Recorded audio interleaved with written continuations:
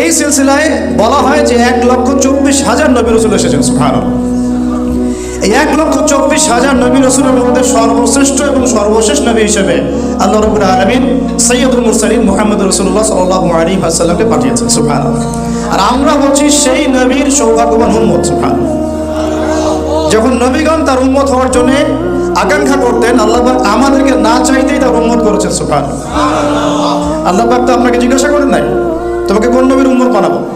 আল্লাহ পাক তো আমাকে জিজ্ঞাসা করেন নাই তোমাকে মুসলমান বানাবো না হিন্দু পরিবারে জন্ম দিব। জিজ্ঞাসা করেছেন।